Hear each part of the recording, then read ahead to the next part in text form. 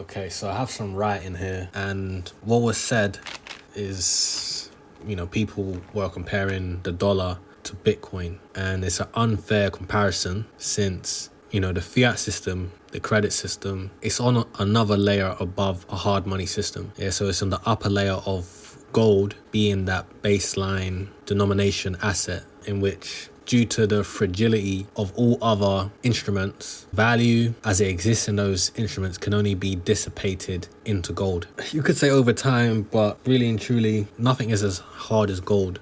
So value can exist outside of it, but should, it exists outside of it in an altered state. And if it was to discharge, it discharges into the conductive material that is gold. So the upper layer is gold credit financing. Bitcoin itself is a base layer to money, but this one is digital. So what you have to understand is that we are still in the gold system despite the separation in 1971. It's all one system. Some people who may have been born in the most recent times, they may believe that the credit layer, the fiat layer, is somehow independent from gold because it's been separated. But there is no separating there is no separating the two. Okay, it's like trying to separate the relationship between the upper atmosphere, the charge that it can hold, and that energy then dissipating to Earth. Electricity, lightning is all one singular system. So you have the upper atmosphere, the air, the Earth, air being the medium, lightning being the currency, Earth being what it dissipates into. And that act of lightning is based on the relationship between the upper atmosphere and the Earth, the potential difference. In a way, that's my understanding of electricity right now, if I'm to think of it intuitively. So the values that exist within the upper fiat layer, they can never really be separated from the Earth, which is the base layer gold. That is where it will dissipate into. It cannot go anywhere else. Okay, so they by separating it, it's like they've made it difficult for, again, I don't have a deep understanding of electricity, electronics, but all they did was just make it difficult. They made the medium upon which it travels through, the Earth, the air, the resistance is like higher. What you have to understand is that high charge is still up there in the upper atmosphere, and it is seeking to dissipate to Earth, meaning gold. But the dissipation of such a high voltage, what does that mean? Okay, because right now we have so-called global wealth at 900 trillion. We understand that gold is 18 trillion. Okay, so we're talking about 900 trillion. If unable to be represented in those instruments, bonds, stocks, M2 money, or bank balances, wherever, everything that is on layer 2 above, if it cannot be represented there, they say energy can't be destroyed. Really and truly, value can't be destroyed. Okay, so that if that value can't be represented on that layer, it must dissipate back to Earth, back to the ground, into, for example, gold. 900 trillion going into gold will put 1 ounce of gold at 83,000 an ounce. Okay, all that high voltage energy dissipating into gold, or dissipating into the physical reality. Understand that the layer 2 credit layer, none of that wealth really interacts with reality. You have things like houses. The money doesn't really interact with the house. It interacts with the number value of the house, the price, which can just go up to deal with the additional supply of dollars. But if all that money was to dissipate into houses would reach crazy valuations. And secondly, I'm going to pause that because I think I need more thought into it. But with gold, again, that 900 trillion valuation, if not able to be represented and stored up there in that state, and is seeking to discharge back into reality, i.e. going into gold, again, the system doesn't actually allow the bulk of that potential energy to dissipate into gold, to real gold, because that means acquiring physical gold. What happens instead is that it stays within the system and it interacts with the represented value of gold,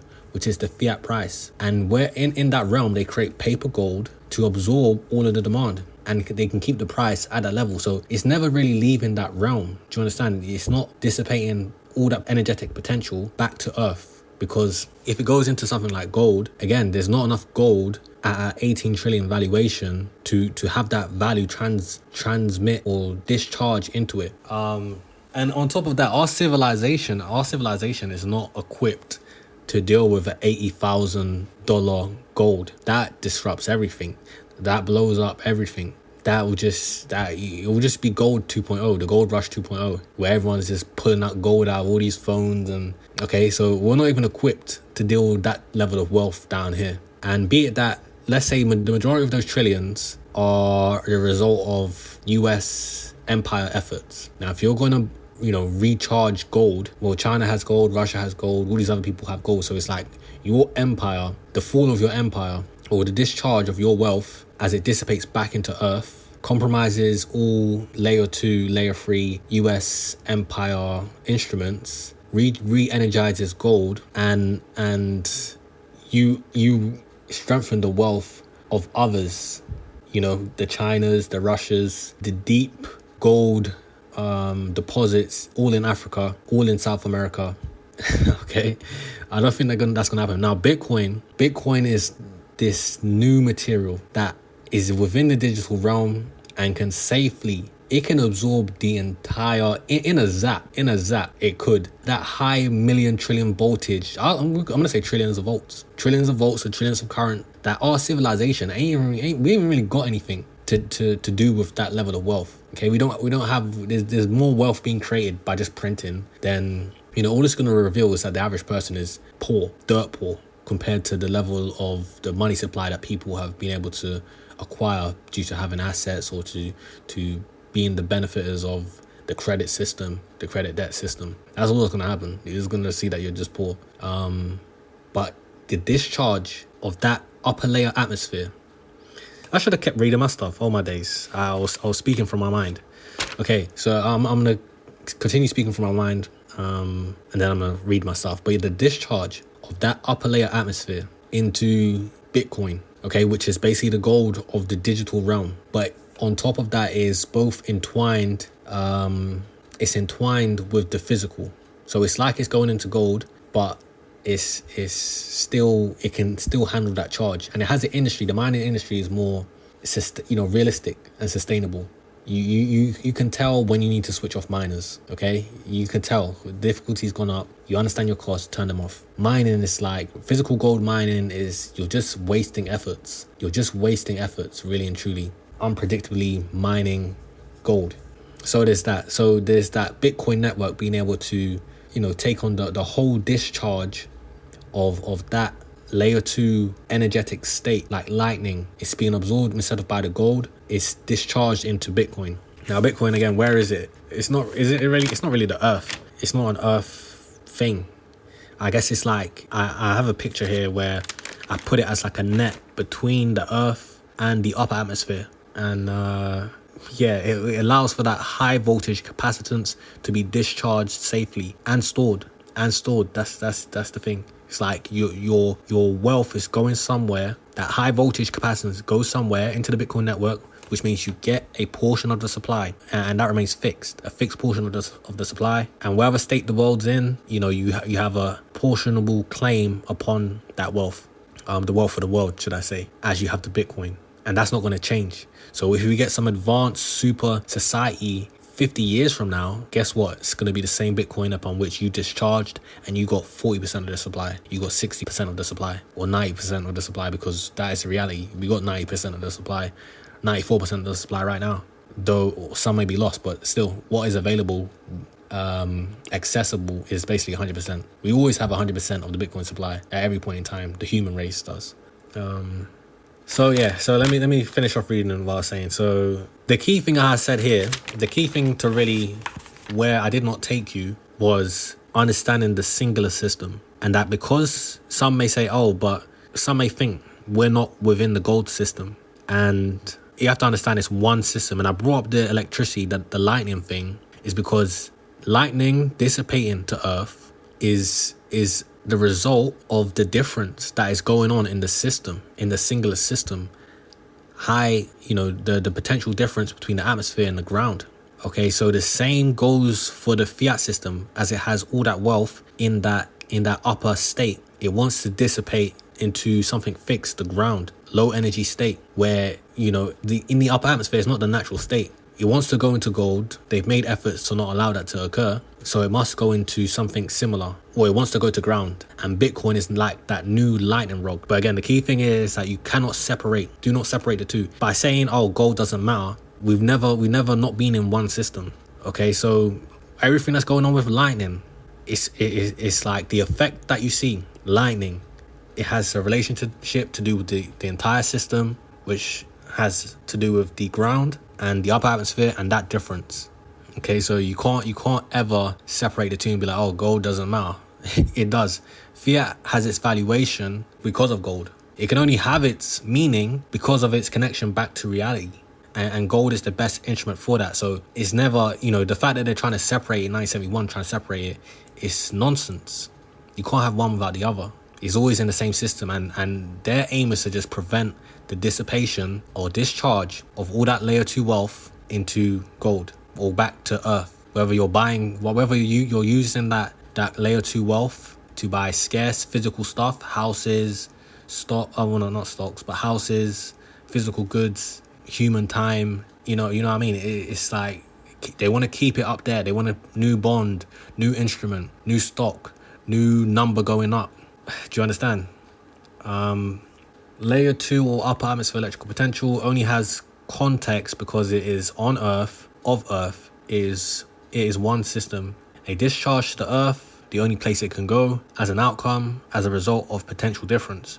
We can separate upper layer from easy discharge and dissipation into the Earth, i.e. gold, but its high potential state remains the same. It's still a high potential state, is what I guess I'm saying. You can prevent the discharge, but you're only just increasing the potential difference, and it's gonna become too powerful. It's gonna be like a crazy lightning bolt. Imagine all that wealth, the layer 2 just continuously expanding.